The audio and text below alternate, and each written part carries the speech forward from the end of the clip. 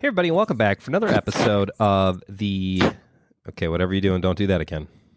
I didn't know we were firing up. Yeah, I just said, You ready? didn't usually count down from fucking 60. All right, well, 10, 1, go. Starting over.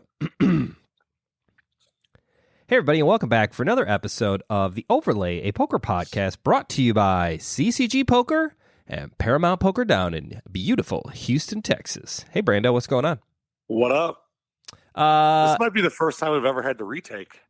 Yeah, we did. I might even leave it in there just so everybody can know that That you count down from 60 every time before we start. it's that really funny PLO joke. Man, I got PLO in the brain. It's that joke from The Office where Dwight's like, okay, count us down, Dwight. And he goes, 30, 20. And he goes, 30? Why would you start with 30? He's like, 3, 2, 1, go. And then they turn on the lights. I do it every time. It's 63 episodes in, and I'm still doing the same joke. And Brandon found it not funny after maybe one episode. Well, yeah, he's like, all right, you ready? I'm like, yeah. He's like, all right, cool. And then 60, I normally do my joke. 59. And I didn't do it this time, and it threw Brando off. Anyways, right. Hey Brando, how's life been treating you? How's the PLO games been treating you lately? Pretty good. That's good. You're not a horseshoe reg anymore, though, are you? No, I did go one time last week. Oh, nice. How was it? Last week. A little bit different. They are prioritizing a little bit of PLO, a little bit more. They got 11 tables running, not 10. An additional table is like the third PLO game. Which I was going to say they're doing 11. No, I got you. They're doing 11 games. 11 games, but usually it's like 4-2-5, 4-1-3, 2 PLO. Now it's 4-4-3, nice. Which that third game really does alleviate a lot of the pressure. List. Yeah. So I showed up at like 9:30, and there was just a seat at the second feeder game. Get out. I was like, whoa. Not to mention the fact that feeder games, for those of you who are not sure, because we don't actually do a lot of feeder games, either in Texas or in Chicago. Feeder game is a must-move game, right? So everybody goes to the feeder game first. It does exactly what it does. It feeds the main game. It keeps the main game happy, keeps the main game full. You got to start out at the feeder game. When you start adding a second feeder table that then feeds into the feeder table, which then feeds into the main game, that means your main game is just going to be juicy. It's fantastic. All the chips either have to go home or have to go to the main game. They just keep working their way up. Right. When I was at Texas Card House at the beginning of February, about a month ago, they had 3 PLO games going, 2 must moves, which was phenomenal because like so many people were moving through. Like it was great, and they're hardcore. Like my only negative about playing at Texas Card House, and it's not really a negative, but it's like the one thing that kind of irked me, they don't give you like 2 hands or play to your button or anything along those lines. It's like, okay, seats open, must move means get out now. Don't even deal them in. Right. Just go. You're love going. that. And so many people were like, well, I don't want to go to the main game because the feeder game, like the main feeder game, it's like the middle game. The second game, yeah. Right. Was so juicy, such a great lineup that nobody wanted to leave. There was tons of gamble going on. It was amazing. But anyways, the feeder games generally end up better than the main games. Sometimes. Weird. Yeah.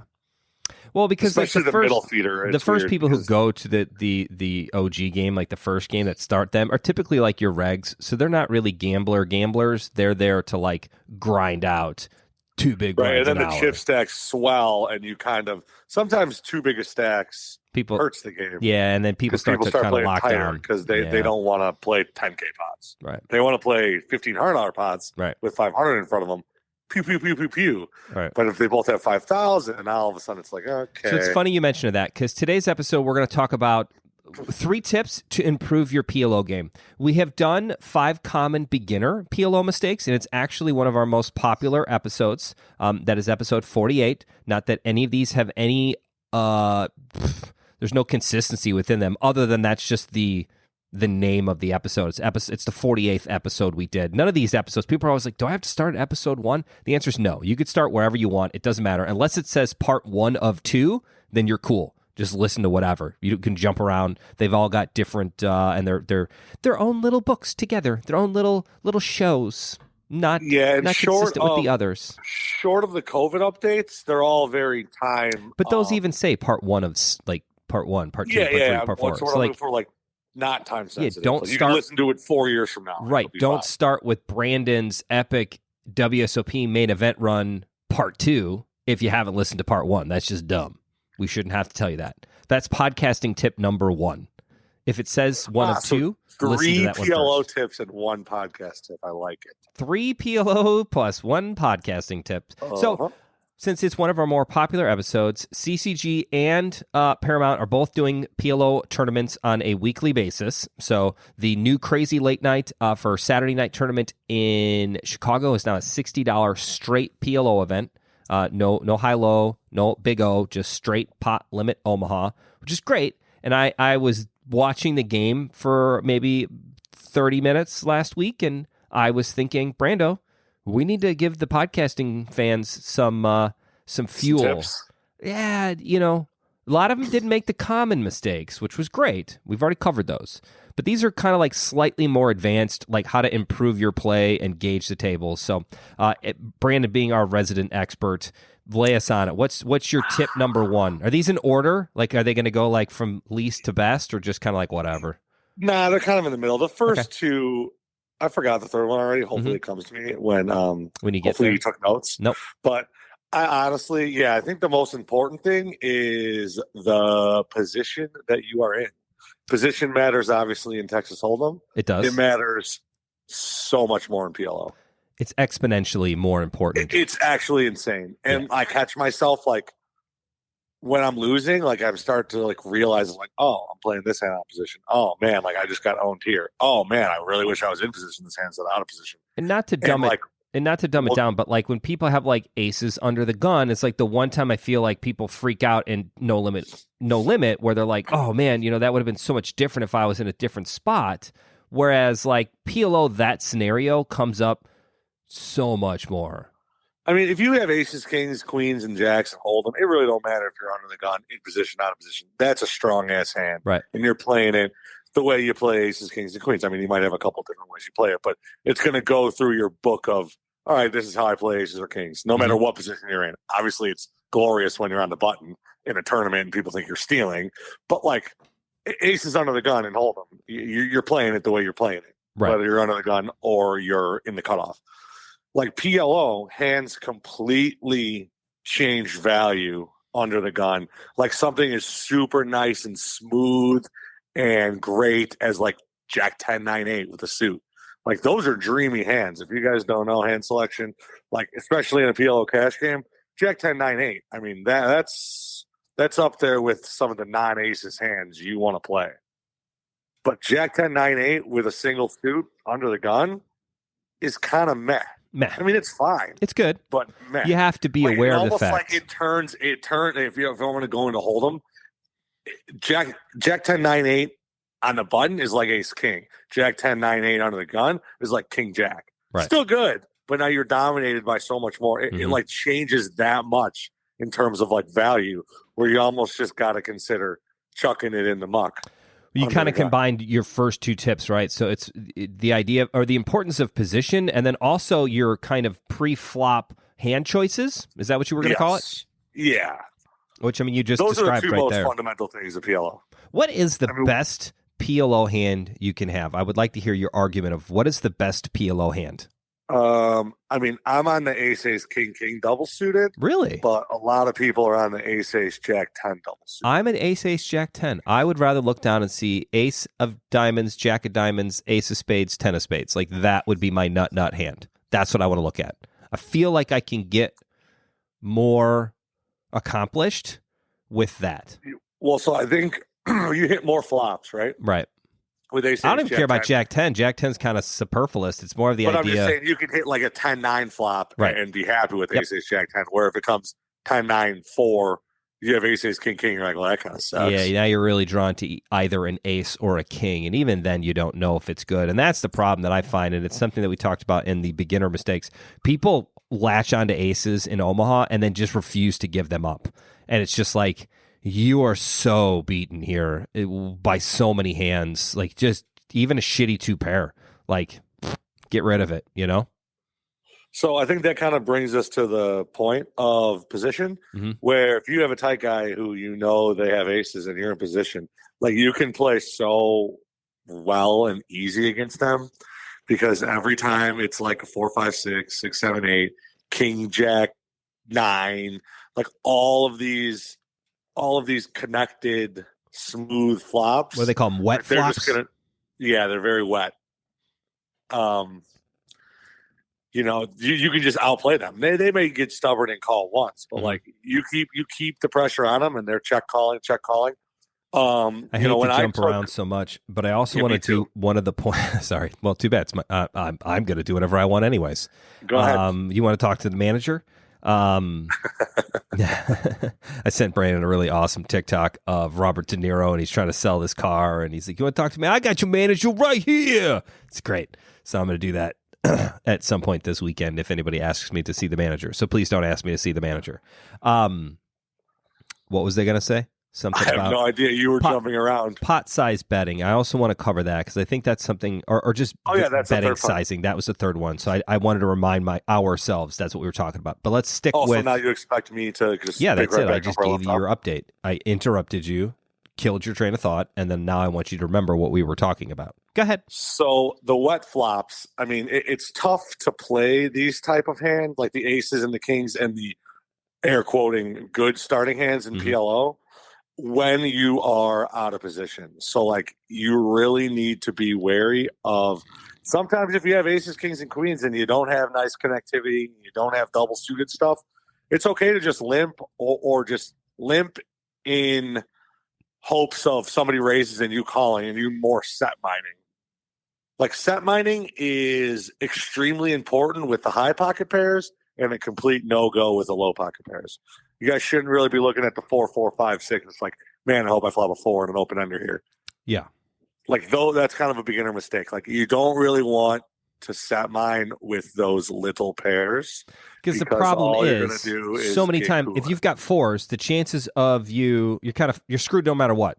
If you flop top set, that means the flop came 4-3 deuce, which means there's so many straight cards out there that if you got, there's already a straight out there, plus let's say there's two to a suit. Like, your 4s are not worth very much. Now, in Hold'em, flop comes 4-3 deuce, and you're holding pocket 4s, boner hitting the table. Like, you're ready to go. Right. You're pumped. Right. You're just like, no 5, no ace, and I win. Exactly. Or no 5, no ace, no 6. Give me some, like, jacks, queens. Hope the guy doesn't have queens. Yeah, hope. I also think that, say you do flop. Say it's king 9-4. Okay, cool. Now what? Let's say you're king 9-4 and you're in position. Even worse. Now, we've avoided one thing of playing the hand out of position. We're in position. We flop a set. Okay, cool. We bet. We get raised. Now we're in no man's land. Mm-hmm. That's great. You don't know, and literally it's because you don't know where you stand, right? Right. I mean, you have no idea. Are you up against a set of 9s? Are you up against kings? Is it queen jack 10 and they got triple gutter balls, or the 3/4 wrap, as our good friend Andrew would call it? So that's like what you want to be up against. You want to be up against wraps, or you're up against, say, top 2. Even with a wrap, let's just take that scenario. Let's say the guy's got that exact queen jack 10 and that's a king 9 flop. Wrap. It's a 3/4 wrap. What are the odds? Like, if you've got a set, 70-30, right? Are you 70 or are you 30? I mean, you're 70, right? Turn but comes. Like, again, that's kind of a bad example because that's kind of a bad wrap. But like, let's say it's like king jack 7 or king jack 8. Right.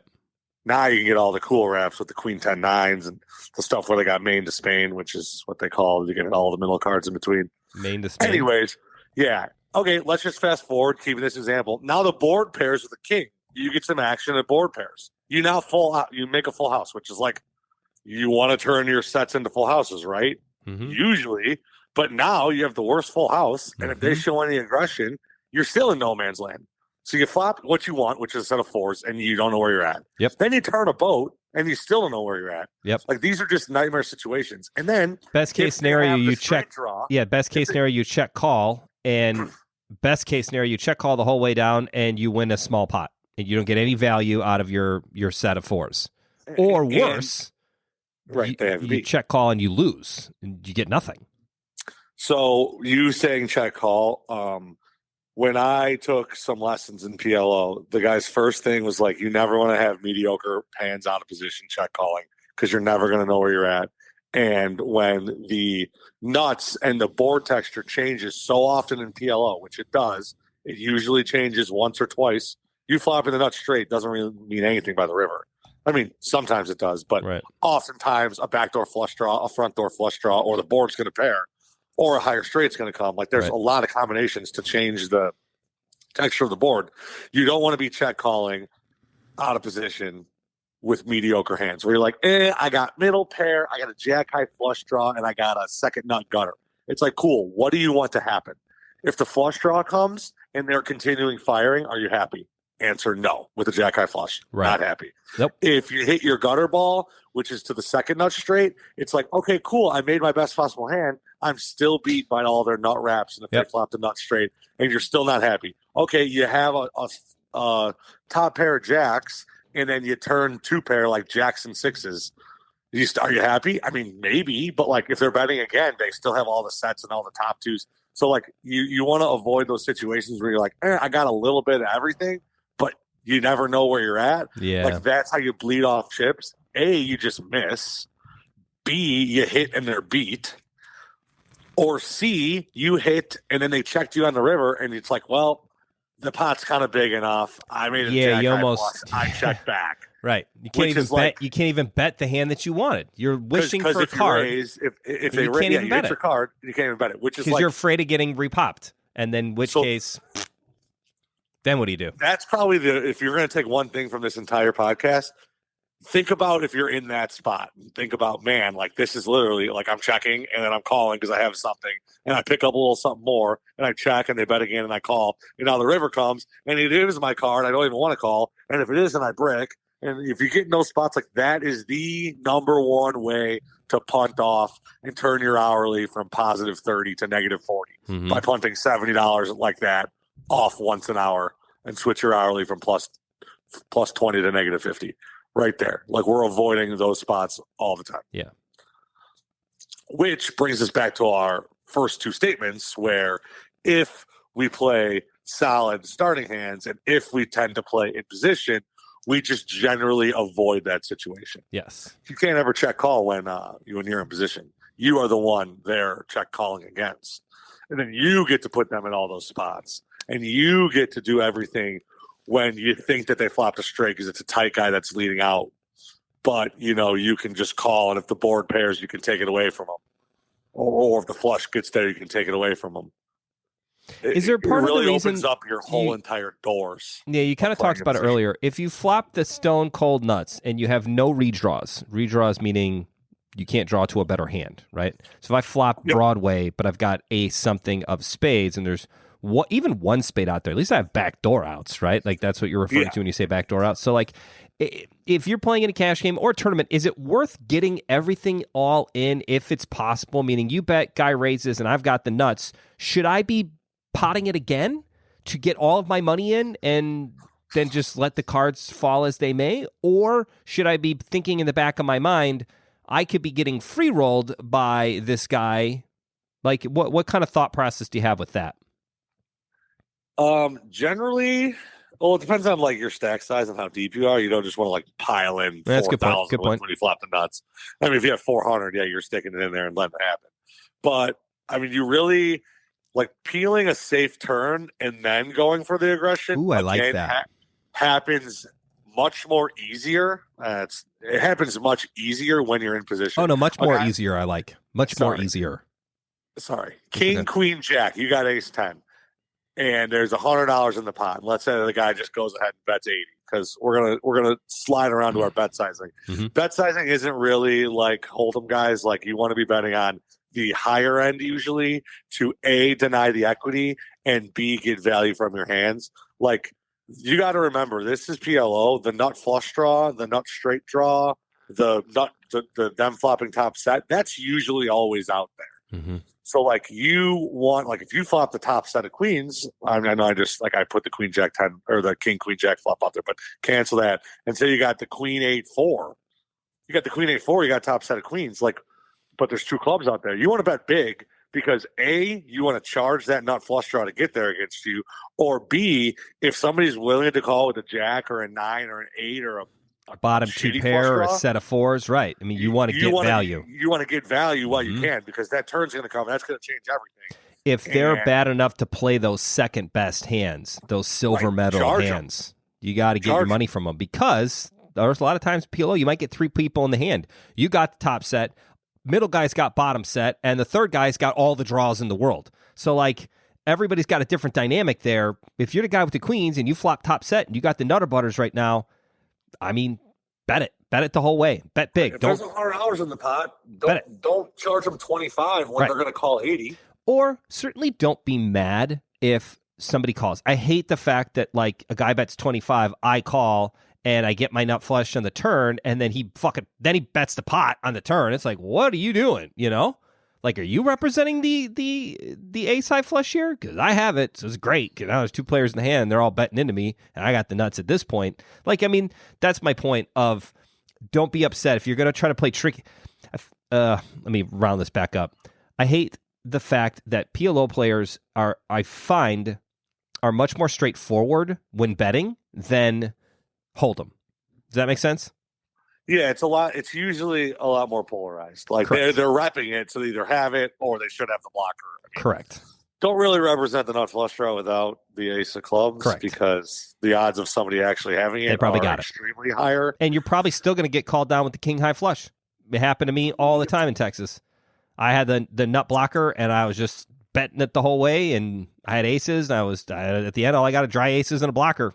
That ain't good enough. His 8 high spades are good. You can't, I mean, there's nothing you can do about that, but shame on him for calling the whole way down.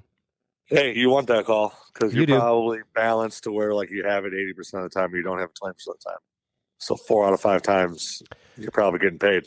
So you just happened to call you the one time. Betting near the top end or the high end of what your range is of betting, no matter where you're at, if you're drawing or not. Do you bet your draws, Brando? Oh, you have to bet your draws, right? Or else they just know you have the non-draws, right? Then they get to represent the draws every time they come. Like if you're a guy that only bets out when you got sets, well, you bet out. I'm like, cool. I'm going to call.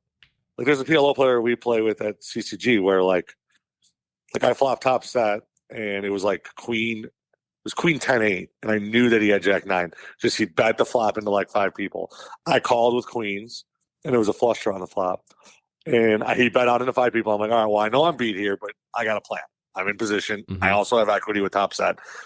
The turn came a brick, but it brought a backdoor flush draw. So now there's 2 spades and 2 hearts out there, but jack 9 is still the nuts. He pots the turn. So now I'm like in my head, I'm like, well, now I absolutely 100% know he has the nuts. Right. Like there's just nothing else he is. Like where if it's me, I could have 2 flush draws or a set and a flush draw. But like him, I just know that he has the nuts. So I call behind again, knowing that I'm behind, but knowing that if a spade comes, if the board pair comes, or if the heart comes, he's going to check, and I'm going to pot all in on the river. And there's a good chance he's going to fold.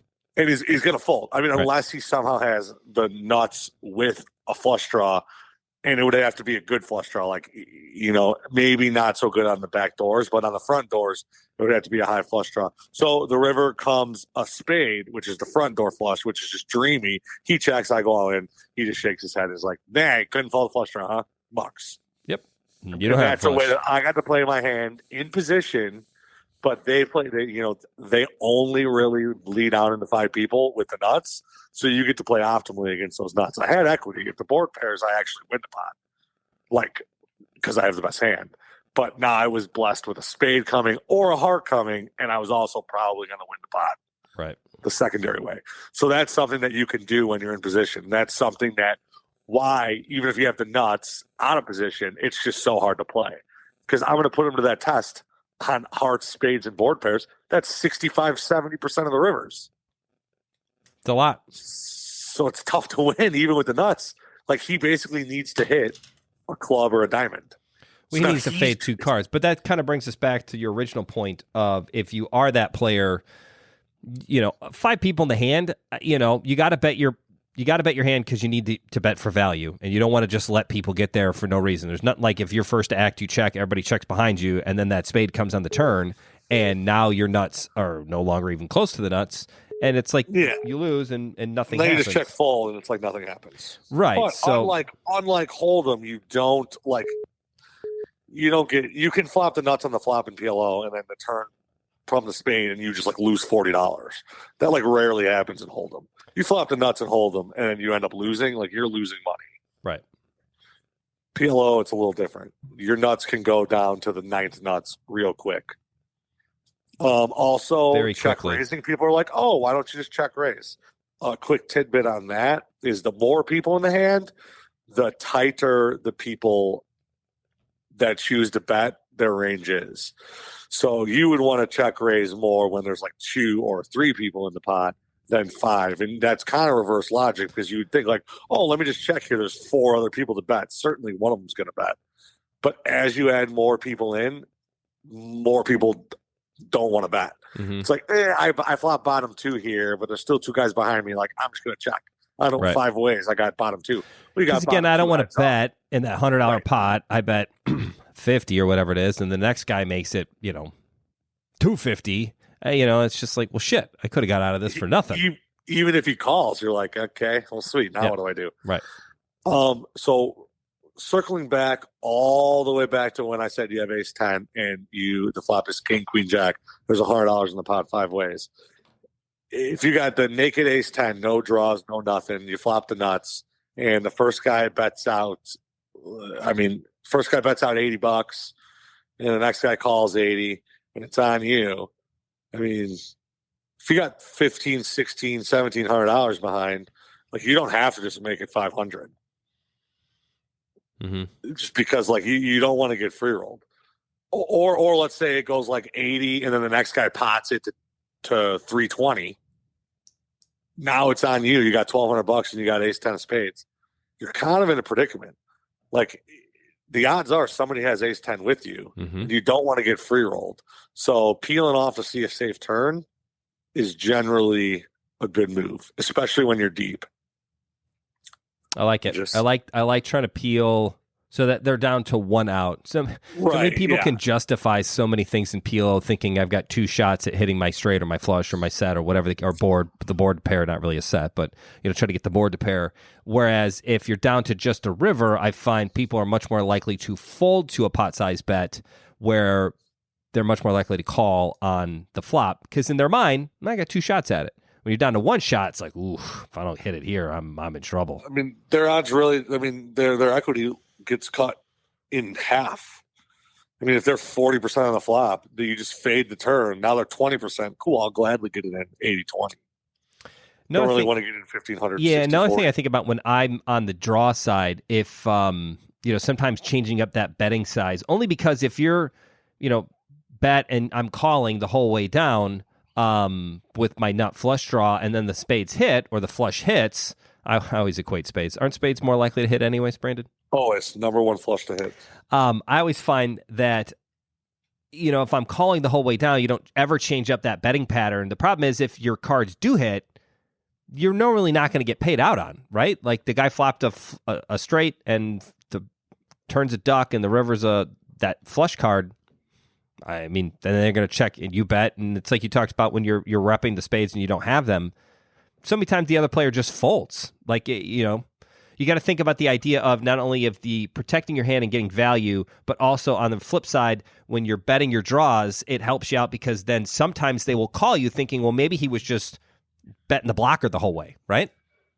Yeah, I mean, plus you get the value along the way when you're betting your draws, even if you're betting your draws and it finally gets there and then they fold. Do you ever raise with draws? Value a lot. Yeah, of course. Yeah. You can do anything in PLO, but I don't want to justify anything in PLO. That's the idea. Yeah. It's PLO. I think that's like the scariest thing where everyone's like, there's just so many combinations and everything's happening. And it is like the wild, wild west, but you pick up the hang of like what people have in situations. Like it's hard to explain because I think I've been playing it for so long. It's a little easier to read but people. It's straightforward. Yeah. It's more straightforward because people have to, there isn't like, oh, he got super tricky here. Like people have to protect their hand. Right. And they have to deny equity. Nobody's 4-betting with like a 7-4 off to just just to do it, like you see on like Poker After Dark and stuff when these guys at 4 or 5 bet with just like the bluffs just keep going. Like when you're watching the main event and it's like bluff 1, then rebluff, and then bluffs again, and the guy fires out another bluff. You're like, how does he do that? And blah, blah, blah. It's like that shit never happens in PLO. No, because people just have it so much more. Yep. Just doesn't happen. And doesn't exist. A cool thing to do in PLO, especially if you're brand new, is you can just nut pedal. The first 2 years I played, just nut pedal. Like, what the hell is nut pedal? You just pedal the nuts. Oh, nice. It's like an annoying tight guy that just like always has it. Annoying tight guy. I mean, that was me the first 3 years at the Horseshoe. Like, I always just had it. Like, I was just getting in the nuts. Like, I wasn't even playing the blockers. Like, I just had it. It was like, I have the ace high flush, or I have the king high flush, or I have the top set, or the middle set, I have the full wrap. Like, that's what I got. Come and get it. And people were just willing to gamble and willing to get in and willing to get in garbage. And like, you can really just sit there and just play super sexy pre-flop hands and then flop super sexy hands and then just don't get out of line with aces. And you can just fold aces a lot of times if you don't flop an ace or a nut flush draw. And just wait for the top sets and get it in, and it's fun. All right, so let's wrap up our second PLO. 3 tips to improve your PLO game. Step number 1 is what? Play in position. Position. Right. It is significantly more important in PLO than almost any other game. You need position. Just muck those blinds. Yeah. So often, Seriously. So many times I do exactly what we talked about. I've got 4, 5 deuce, and on the big blind, I'm like, fuck it. It's like $20 more. I call, like somebody makes it 20 and like 4 guys call it. I'm closing the action. It's like, whatever. I'll see it. And then I flop a 4 and then I do exactly what you talked about. It's like, what was the old adage in No Limit? Like if you play mediocre hands, you hit mediocre flops. Like, yep. You can get away from it in No Limit, but I feel like in PLO, it's like it's so much worse. Like it's just being second best in PLO is just dumb. You just get in trouble. I also have another. I know I'm interrupting your recap, but right. in addition to don't play mediocre hands out of position and check call the whole way, the other thing that I learned. Oh my god, I just forgot it. Nice, great podcast. Gone. Yeah. Wow. It actually just left me like that. Flew your brain out. All right, continue on. I'll find it. Okay. I'll find it. Think about it. Brain. Think hard. Meditate. Position. Number 2. What do we talk about? Starting hands. I know it sounds silly to say, but those like suited connector hands in PLO, I feel like people always feel like they can play more. They can justify them much more often. Like very rarely in a tournament, or even cash game's a little different, but let's just say in a tournament, like if you've got 7-8, like I'm not 3-betting 7-8 of diamonds, but I feel like so many times I'm playing in a PLO game and it's like, man, the guy just 3-bet or pot size bet after a raise and he's got 6, 7, 8, 9 double suited. Like, yes, those are great looking cards and it's a pretty hand, but it's like talking to the pretty girl at the bar. Sometimes it just doesn't pan out and I wasted my whole night trying to make this hand work, and then at the end, I got nothing. Did you like that analogy? I did. I also remember what I was going to say. Well, it's like you got those middle cards, and then the flop is King, Jack, 5. Shit, you're 7, 8, 9. It looks terrible. Yeah, but even and none more of your suits hit. The flop's Jack 10 or 10-9. You're drawing to the sucker end. You think you whacked it. Right. Because you got a wrap, and you got a pair, and you got a 9 high flush draw. And that's fun in games and all, and that's a great hand. But I mean, how often do you really make the nuts? Not very often. Not in that scenario. So, but that's whacking the flop with those lower to middle hands. You flop the low end of the wrap, right? Which is why that hand plays great against one person. Does not play well against 6 people. Yeah, no, you should just. Which is what I was going to say. The second tip to remember is you think that, I have pot odds, it's only 20 more to call, and I'm facing 7 hands. You actually, it's reverse logic. The more people in, the better hand you need to play. Which you'd say, what? But it's pot odds. All I have to do is be 10% here. Mm-hmm. It's like, yeah, cool. You're probably like actually 16%. But you never get to realize that 16%. Like you never, it's one thing to like put it into a solver and be like, oh yeah, the solver says I'm 18% here, and that's a good call because I'm getting 10-1 on my money. That's a great call actually with the math. But then it's like, how often do you really realize that 18%? There's such a small. You could flop an open ender with those low cards and just be bet out because there's 30 other cards out there, right, and somebody's got a set and they pot it. It's like, okay, cool. You flopping an open end is really in the upper range of things you can flop there, and the calculator is going to weigh that heavily in you winning the pot a bunch of times when you flop an open ender because you're going to get there, but you just never even get to realize it. So you really need to think about from the blinds coming along for one or two more big blinds. Like, no, there's 5 people in here. I'm out. Like, I'm never going to flop. It has to come. I can pick the flop I want, and I'm still not happy with it. Correct. Second so best. Just muck. Don't be second best. Don't just play muck. For the silver medal. Position. Pre-flop. What did you call it? Pre-flop hand selection. Pre-flop hand selection. I like that one. Look, just get rid of those 9-9-8-7s and the 9-9, and even like the Jack 10-9-4s. Like, all 4 of your cards have to help each other. All right. What's tip number 3? Tip number 3 is bet sizing. Got to bet way differently. Just go big. Go big. Big on your draws. Big when you flop the nuts. Big when you got a blocker. Just go big. Just sell it the whole way. Just bet. You want to deny the equity. That was something I did notice in that PLO tournament, that 5 out of 8 hands, 8 out of 8 hands, I would say nobody bet the pot once, not one time. If you're in a game and nobody's betting at all, just bet every hand. Just bet the whole time. If you're playing in a tournament, tournaments are a little different, right? Because people, maybe they're getting like the ideas going. Like, I always play the first hand at PLO. Like, I just get it in there. I just want people to know I'm wild. I'm a gunslinger. I'm coming out hot. I'm just going to start firing. I like to do my funny little tricks, like when I ask players, do you want action? Do you not want action? What do you want? What do you want me to do here? I'll do whatever you say. You say fold, I fold. You say call, I'll call. I don't care what you do. Well, then pick one, because I'm going to do it. So, like, going on the denying equity, again, the last example, you got the top set of queens, and it's queen 8-4. The straight comes on, like, every card. Mm-hmm. What's a non-straight card? An ace or a king doesn't make a straight, and then a deuce or a 3 doesn't make a straight. Yep. Problem is, ace or king, you're worried about the other. Now you don't have top set anymore. Right. So you're really thinking like 2 or a 3. Yep. 2 or a 3. It's your best case scenario.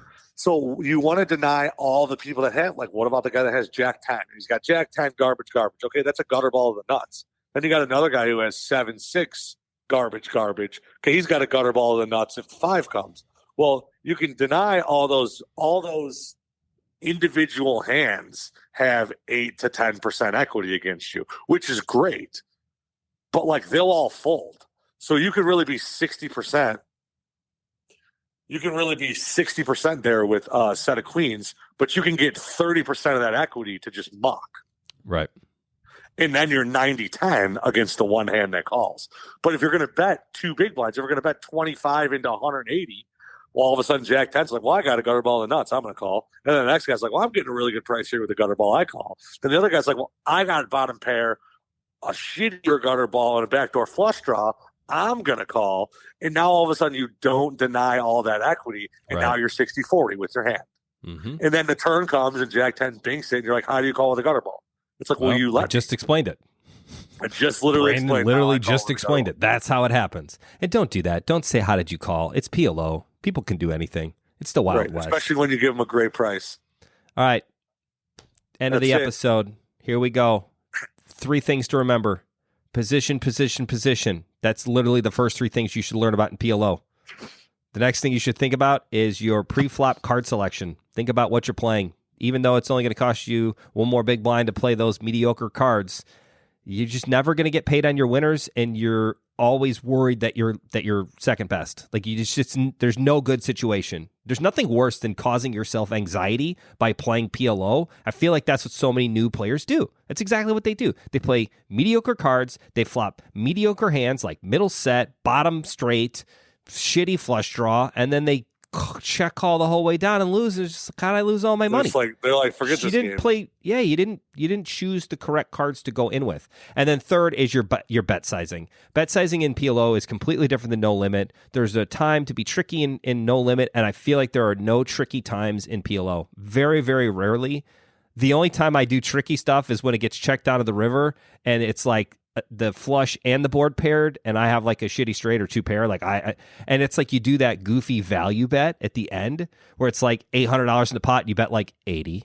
Just to like really just like, is the guy only doing it because he knows I don't have it? And he's like just trying to get me for a value $80 and I'm willing to do it just because I can't fold this pot for $80. But yet I'm thinking about folding his pot and I fold it. Like that's the only time you could be tricky. Heads up. Yeah, the value bet bluff. The value bluff is my absolute favorite bluff. Like it's so fucking annoying. And then if you get called, it's like, well, it only cost me 80 to try to win 800.